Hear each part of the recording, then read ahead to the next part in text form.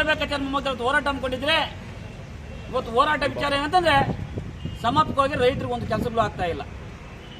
ಏನಂತಂದ್ರೆ ಮೊದಲು ಖಾತಾಗ್ಲೇ ತಗೊಳ್ಳೋಣ.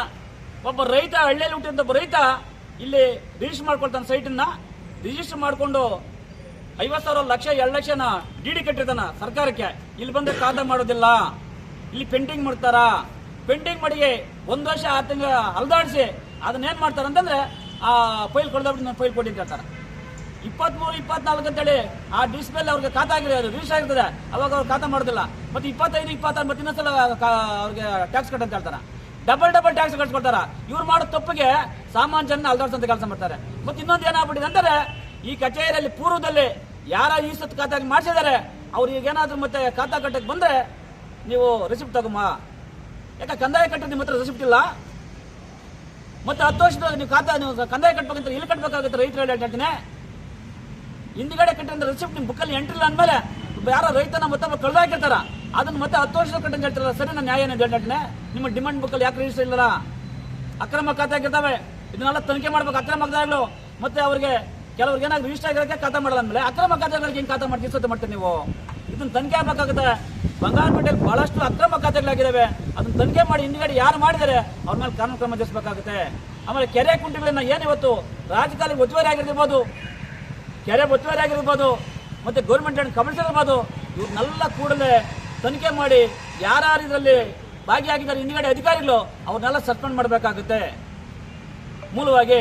ಆಮೇಲೆ ಈ ತಾಲೂಕಿನಲ್ಲಿ ಮತ್ತೆ ಇವತ್ತು ಏನು ನಮ್ಮ ಮುನ್ಸಿಪಲ್ ಕಚೇರಿಗೆ ವ್ಯಾಪ್ತಿಗೆ ಬರುತ್ತೆ, ದೇಶಹಳ್ಳಿ ಇರ್ಬೋದು, ಈ ಕಡೆ ಇಲ್ಲಿ ಕಾರ್ಯಹಳ್ಳಿವರೆಗೂ ಇರ್ಬೋದು, ಯಾಕಂದ್ರೆ ಪಂಚಾಯತ್ ವ್ಯಾಪ್ತಿ ಅಂತಾರ ಎಲ್ಲ ಪಟ್ಟಣದಲ್ಲಿ ಮನೆ ಕಟ್ಕೊಂಡ್ಬಿಟ್ಟಿದ್ದಾರೆ. ಕೆಲವೊಂದು ಏನ್ ಮಾಡ್ತಾರೆ ಅಂದ್ರೆ ಖಾತೆ ಇಲ್ಲೇ ಕಟ್ಸ್ಕೊಡ್ತಾರೆ ಮಾಡೋದಕ್ಕೆ ಹೇಳ್ತಾನೆ. ಎಲ್ಲಿವರೆಗೂ ನಿಮ್ ವ್ಯಾಪ್ತಿ ಬರುತ್ತೆ ಅಲ್ಲಿವರೆಗೂ ನಿಜವಾಗ್ಲೂ ಸ್ವಚ್ಛತೆಯನ್ನ ಕಾಪಾಡಬೇಕಾಗುತ್ತೆ. ಸಮರ್ಪಕವಾಗಿ ಚರಂಡಿ ಇರ್ಬೋದು ಮತ್ತೆ ರಸ್ತೆಗಳಿರ್ಬೋದು ಏನು ಹಾಳಾಗಿದ್ದಾವೆ ಅದನ್ನೆಲ್ಲ ಸರಿಪಡಿಸಬೇಕಂತ ಹೇಳಿ ನಾನು ಸಣ್ಣ ಕೇಳಕ್ಕೆ ಇಷ್ಟಪಡ್ತೀನಿ. ಮತ್ತೆ ಅದಾದ್ಮೇಲೆ ಇಲ್ಲಿ ಏನಿವತ್ತು ಭ್ರಷ್ಟಾಚಾರ ನಡೆದಿದ್ದು ಏನು ಮುನ್ಸಿಪಲ್ ಕಚೇರಿಯಲ್ಲಿ ಆಗಿರೋದನ್ನ ತಡೆಗಟ್ಟಬೇಕು. ತಡೆಗಟ್ಟಿಲ್ಲ ಅಂತಂದ್ರೆ ಇವ್ರು ಇನ್ನೊಂದು ತಾಲೂಕು, ಯಾಕಂದ್ರೆ ಬಹಳ ಮಟ್ಟಕ್ಕೆ ತಿಂದಾಕ್ಬಿಡ್ತಾ ಇದ್ದೀನಿ. ಇವತ್ತು ತಾಲೂಕು ಕಚೇರಿ ಏನಾಗಿದೆ ಅಂದ್ರೆ ಒಬ್ಬ ಮನುಷ್ಯ ರಿಜಿಸ್ಟರ್ ಆದ್ರೆ ಇವತ್ತು ಸರ್ಕಾರದಲ್ಲಿ ಆದೇಶ ಆಗಿರೋದು 8 ದಿವಸಕ್ಕೆ 15 ದಿವಸಕ್ಕೆ ಪಾಣಿ ಕೊಡ್ತಾರ, ಯಾರ ಹತ್ರ ಹೋಗಷ್ಟಲ್ಲ. ನೀವನು ಏನು ಮುನ್ಸಿಪಲ್ ಖಾತೆಯಲ್ಲಿ ರಿಜಿಸ್ಟರ್ ಆಗಿರ್ತದೋ ಬಂದಷ್ಟೇ ಖಾತಾ ಕೊಡೋದ್ ಕೆಲಸ ಆಗ್ಬೇಕಾಗುತ್ತೆ. ಯಾಕೆ ನೀವು ತಿಂಗಳಾನ್ಗಟ್ಲೆ ಅಲ್ದಾಡ್ತೀರಿ, ವರ್ಷಾನ್ಗಟ್ಲೆ ಯಾಕೆ ಇದು ಮಾಡ್ತಿರೋದನ್ನ? ಇದೆಲ್ಲ ದಂಧೆಗೆ ನಿಲ್ಬೇಕಾಗುತ್ತೆ. ಅದಾದ ನಂತರ ಏನಿವತ್ತು ಮುನ್ಸಿಪಲ್ ಕಚೇರಿಯಲ್ಲಿ ಇರುವಂತ ಅಧಿಕಾರಿಗಳಿರ್ಬೋದು, ನಮ್ಮ ಚೀಫ್ ಆಫೀಸರು ತುಂಬಾ ಒಳ್ಳೆ ಅಧಿಕಾರಿ ಬಂದಿದ್ದಾರೆ, ಅಧಿಕಾರಿ ಇರ್ಬೇಕಾಗುತ್ತೆ. ಅದರ ಜೊತೆಯಲ್ಲಿ ಏನಿವತ್ತು ಈ ವ್ಯಾಪ್ತಿಯಲ್ಲಿಂದ ಕೌನ್ಸಿಲರ್ ಇರ್ಬೋದು ಮತ್ತೆ ಅಧ್ಯಕ್ಷ ಇರ್ಬೋದು, ಒಳ್ಳೆ ಅಧ್ಯಕ್ಷರಾಗಿದ್ದಾರೆ, ಅಧ್ಯಕ್ಷ ಕೈ ಜೋಡಿಸಬೇಕಾಗುತ್ತೆ.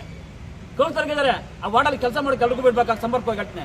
ಸರ್ಕಾರದ ಹಣವನ್ನ ಕೋಟ್ಯಾಂತರ ರೂಪಾಯಿಯನ್ನು ಬಿಡುಗಡೆ ಮಾಡಿ ಏನಿವತ್ತು ಸದಸ್ಯರಿದ್ದಾರೆ ಮಾಡ್ತಿರಲ್ಲ, ಒಬ್ಬೊಬ್ಬ ಸದಸ್ಯ 1 ಕೋಟಿ ಕೊಟ್ಟಿರಲ್ಲ, ಆ ರೀತಿಯಲ್ಲಿ ಕೊಡ್ರಿ. ಬಂಗಾರಪೇಟೆಗೂ ಬೆಂಗಳೂರಲ್ಲಿ ಮಾತ್ರ 1 ಕೋಟಿ ಕೊಡ್ತೀರಿ, ನಮ್ಮಲ್ಲಿ ಯಾಕೆ ಕೊಡೋದಿಲ್ಲ ಹೇಳ್ತೀನಿ.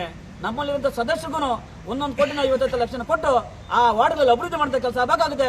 ಅಧ್ಯಕ್ಷಕ್ಕೆ ವಿಶೇಷವಾದ ಅನುದಾನ ಕೊಟ್ಟು ಈ ಬಂಗಾರಪೇಟೆನ ಅಭಿವೃದ್ಧಿ ಮಾಡೋದು ನನಗೆ ಇಷ್ಟಪಡ್ತೀನಿ.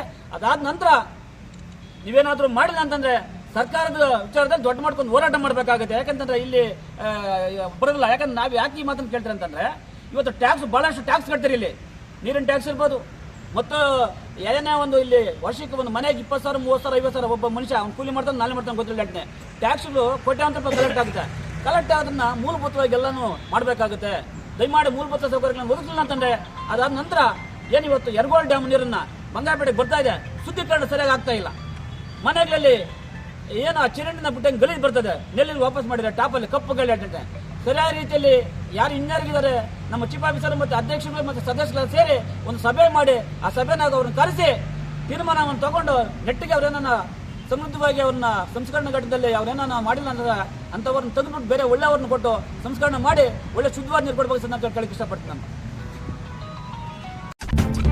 ನಿರ್ಮಯ ಮೀಡಿಯಾ ಚಾನೆಲ್ ವೀಕ್ಷಿಸಿ, ಸಬ್ಸ್ಕ್ರೈಬ್ ಮಾಡಿ, ಲೈಕ್ ಮಾಡಿ, ಶೇರ್ ಮಾಡಿ.